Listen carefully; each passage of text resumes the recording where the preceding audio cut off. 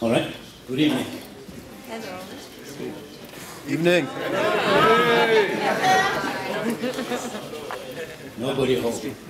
Hello, Victor. We here. Before I start, we've got to wish Rwanda a happy 20th birthday. Yeah, Rwanda, 1994, if you can say. On this day, 1994, the genocide had been raging for more than 80 days in that country. And the Rwanda Patriotic Front marched on the city of Kigali and took control of it and started the process of rebuilding the country. When you are in Rwanda, you ask, because Rwanda is the cleanest country in Africa you'll ever see, and you ask them what your obsession with cleaning is about. They tell you that this time in July 1994, we came here and we had to clean bodies from the streets. And therefore, cleaning became a ritual for us, the people of Rwanda. This was after about 800,000 people had been killed in a period of about 100 days. You've got to do the numbers then. 800,000, no less, in 100 days. 10 years later, the World Bank went out to rank Rwanda among the 183 or so countries of the world on the ease of doing business. And they ranked the country 165 or something. This was in 2005, 2006. Today, as I speak to you, Rwanda is ranked number 32 on the same ranking table, which means after Mauritius, it's the easiest place to do business on mainland Africa.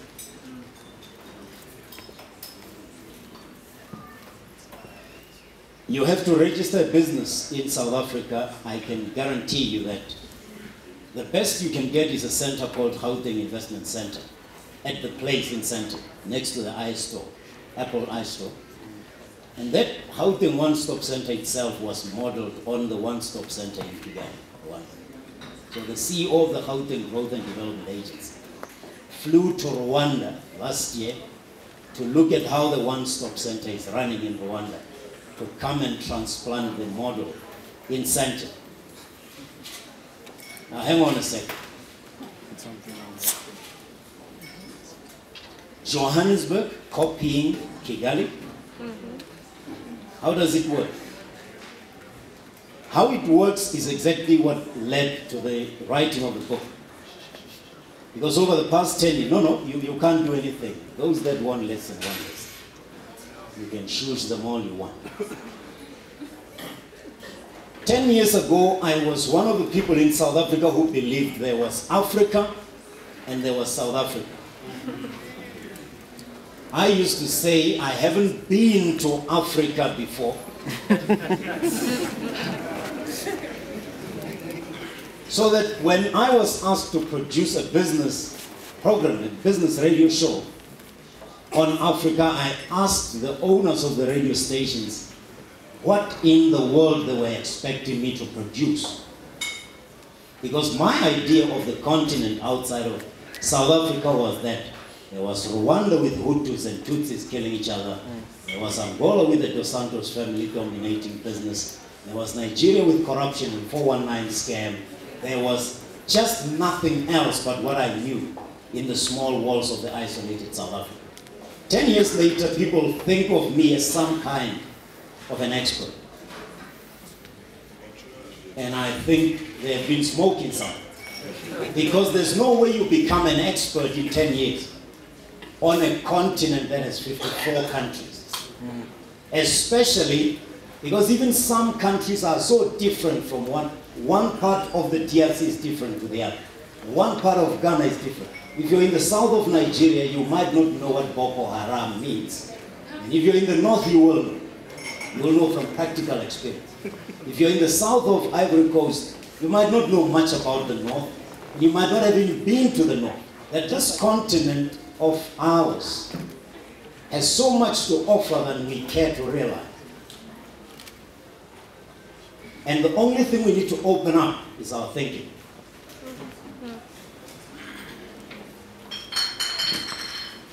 I will talk about the book later, but let me just share 3 things because I don't have a lot of time. And I'm jealous about going over the time allocated. Speaking is my second nature, so I don't struggle to find something to say. The problem is if you say so much, people forget what it is that you were meant to say in the first place. So mindful that we have startups here, people who are living on the edge, people who are in a hurry, people who don't have time, people who are trying to say what's in it for me, what's in it for me, what's in it for me, because I need to move to the next level of my enterprise. I will say 3 things. Africa is open for business. Is your thinking open enough for it? And I will talk about 3 impediments that I believe are holding back. I'll just talk about South Africans, because that's the breed I know better than most Africans. There are 3 things that I believe are holding South Africans back in realizing the full potential of the African continent. Number 1 is where we stand. You see, if you're where those guys are hollering, you can't see them. And so, of course, you are a magician. And if you're a magician, it doesn't matter anyway where you are, right? Because tables fly in your world.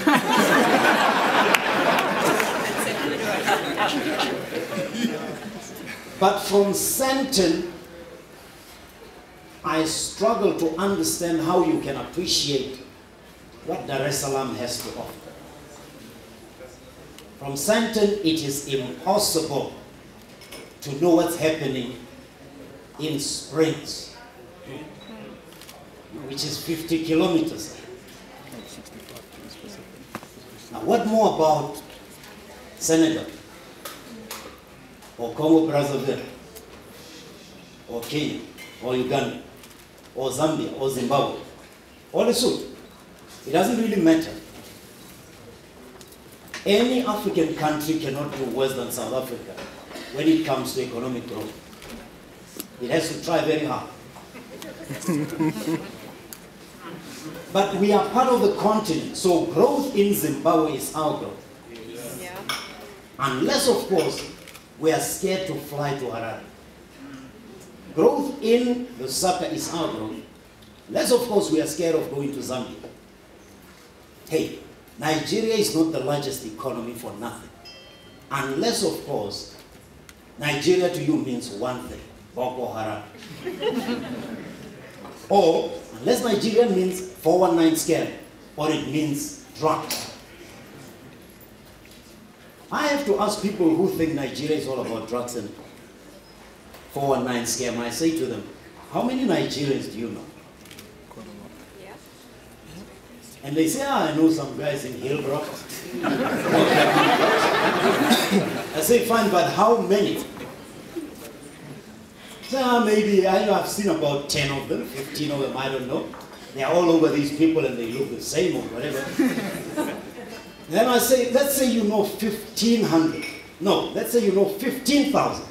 Forget it. Let's multiply it by even a bigger number. Let's say you know 150,000 drug peddlers from Nigeria. I do. No.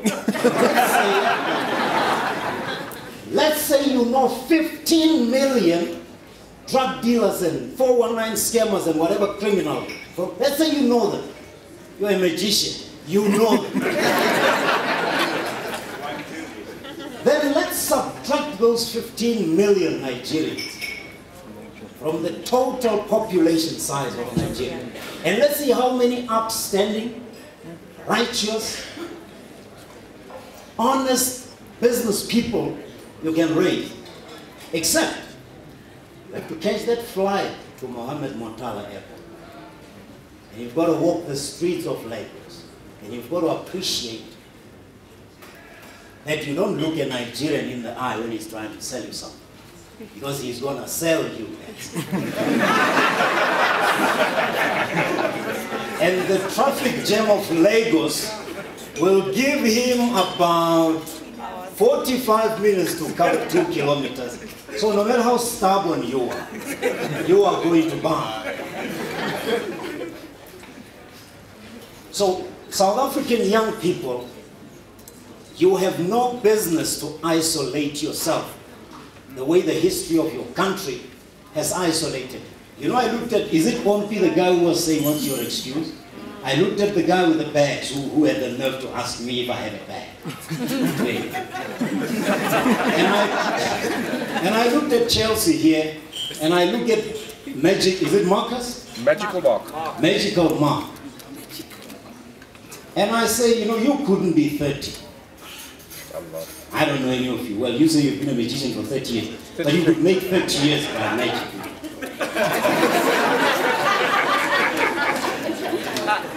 And I think that 20 years ago, Chelsea, you ran the risk of being arrested for hanging around so many black men.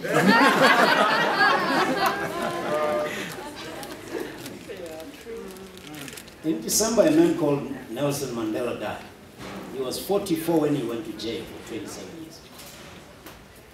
And I remember, because I'm 46, so people like me in 64 used to get arrested for just being what I am, for just wanting a better life, for just wanting a good life for all South Africans. So you've come a long way and you have no excuse to restrict your view of Africa to the view from Radisson or from Fredman Drive. Catch that flight. Change where you stand. Because unless you change your position physically and virtually, Africa to you will remain the rest of the continent and not South Africa. And when I say change physically, I mean go on holiday in Zambia. There's a 7th wonder of the world there, one of the 7 wonders of the world. Fly to Uganda. Fly to Ghana and see the Elmina Castle. Go to Senegal and see where slave trade. People like you, strong as you are, used to be sold. That used to be the exit point. That was the checkout point. This one goes is strong enough. This one is too weak. Keep him here. But also you can change the position of your life virtually by reading a different kind of the stuff. The one from Nairobi. By reading Vanguard, by reading Daily Champion, by reading Sudan Tribune. Just by changing that world of yours on your laptop, on your tablet, on your iPhone, on your whatever phone you use, you will open a whole lot of horizons to yourself. And you'll find that all of a sudden this continent doesn't look as gloomy as you were made to believe. Because in there you'll read about people like Aligo Dangote. You'll read about James Mwan. You'll read about Evelyn Tell. And if I mention those 3 names and you don't know who they are, you are reading the wrong newspaper.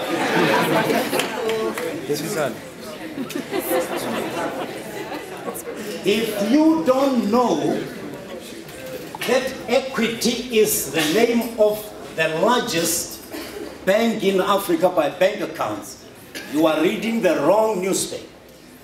If you do not know what access means in Nigeria, if you don't know what Zenith is, if you don't know that Ethiopian Airlines brought the first 787 Dreamliner Boeing to Africa and has ordered 10, and if you think, well, do Ethiopians even have an airline? You are reading the wrong newspaper. So that's how you change your worldview virtually without moving. The second thing that South Africans need to do, young South Africans especially, is to change the way we think about this continent. Of course, if you changed your physical location, it's very difficult to refuse to change the way you think. Because once you land in Lagos, you can't drive like you do here. That when somebody jumps in front of you 20 meters ahead just because you have what you call right of way you can hoot. You wouldn't last 2 minutes in Lagos traffic driving like that. You wouldn't last if you tried to drive sometimes. Maybe you are gutsy more than I am. You wouldn't last with the attitude that you have on M1. So it's hard to move from your location and refuse to change the way you think. But if you still think of the rest of the continent as the other and you are the business, you have lost the point. So change the way you think. And by just changing your location, by just reading a different newspaper, by just appreciating Africa from a different perspective. Stop thinking of those Nigerian movies as junk. Because I don't know how old you are, but I remember in not so long ago, movies that started something like this. You kill my mother, I'll kill you.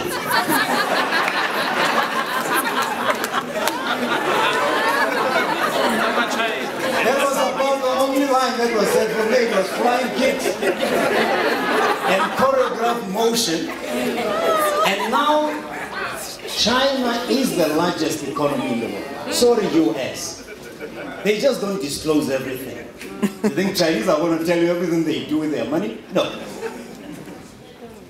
They built that economy with such movies that they were the laughing stock of the world. They built themselves, among other things, to be the largest. Nigeria became the largest economy by just doing things like that. Because that movie, as junk as you think it is, employed 2 or 3 people. And then another, and then more. And why do South Africans spend so much time watching these movies? Yeah. So change the way you think. The last thing that we need to change is the way we behave. The way we behave marginalizes us and it denies us the opportunity to do business. By that I mean, if I put you around the table, there's a certain South African way of speaking.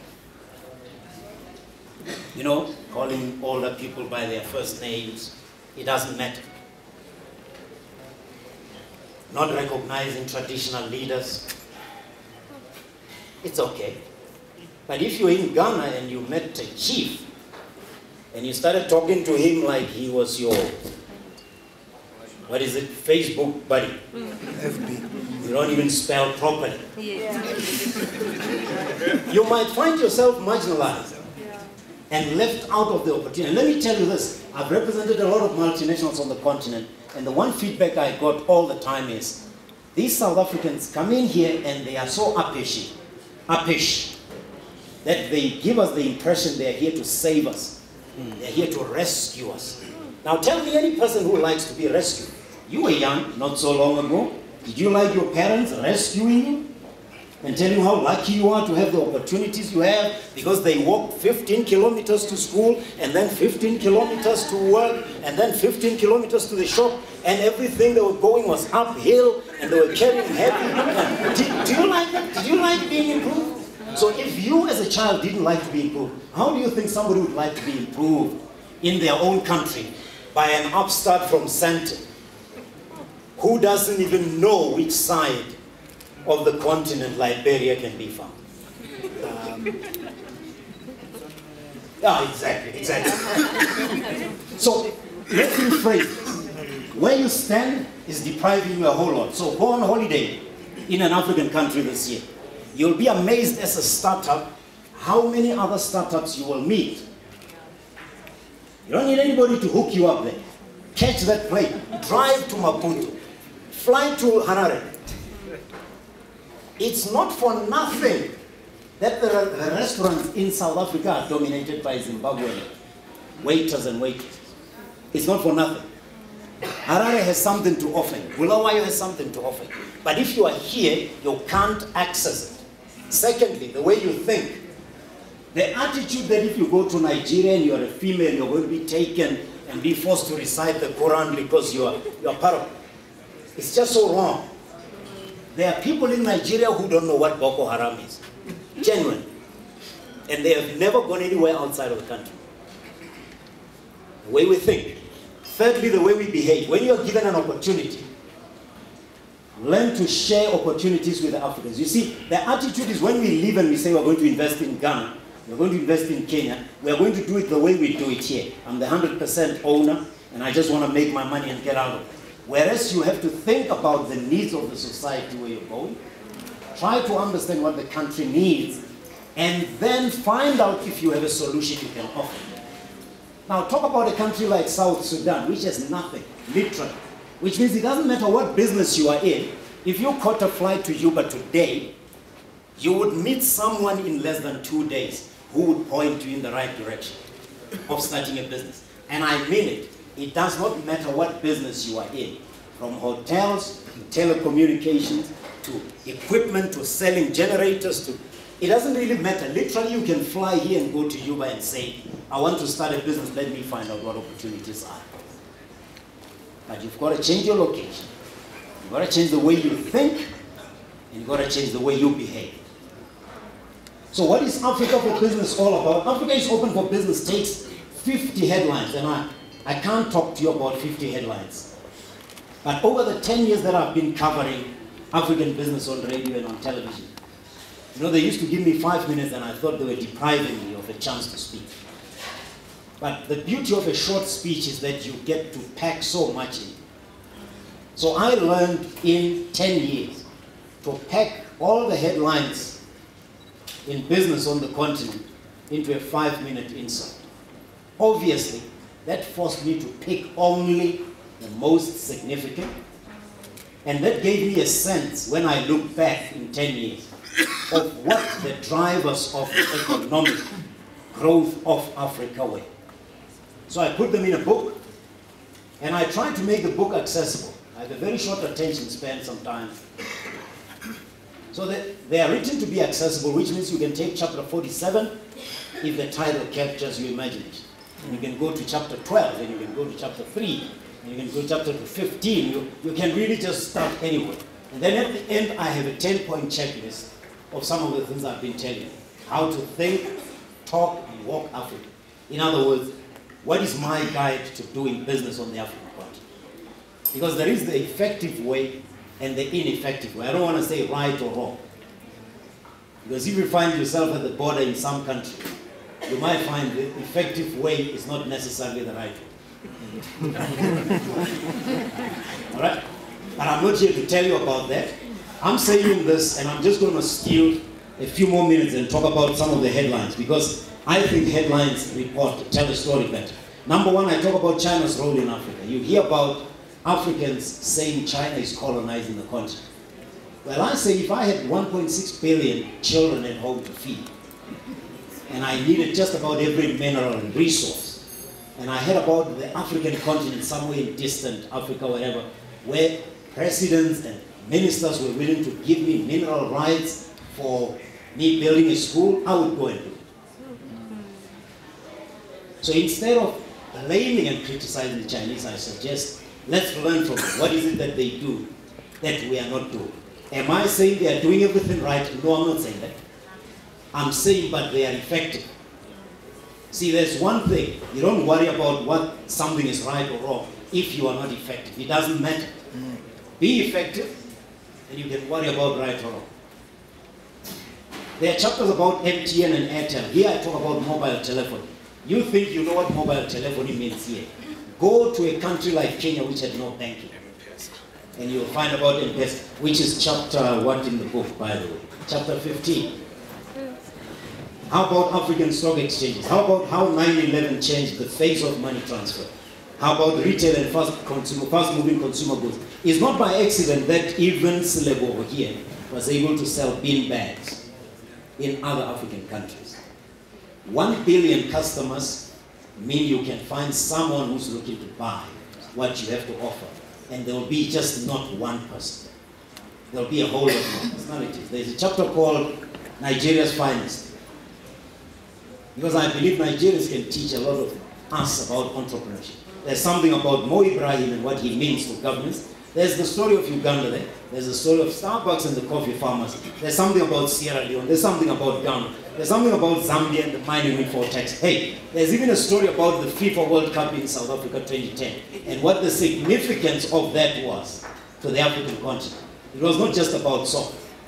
It was about telling the world that you can fly to an African country and nothing will happen to you. The Germans went back home, probably with bulletproof vests that never had to work. Because somebody had warned them, if you wander out of an hotel in South Africa, you might want a bulletproof. Why? Because some Togolese players were shot in Cabinda on their way to Angola. And they were saying, is it safe to go to South Africa now? Come on. If somebody gets shot in Cabinda, you're not going to threaten the safety of people in Namibia, let alone South Africa. But unfortunately, that's what people tend to think. So I talk about all these things, whether it's Botswana and its mining, whether it's Namibia and its uranium business, whether it's Mozambique and how it could be the new hub, by the way, of Southern Africa.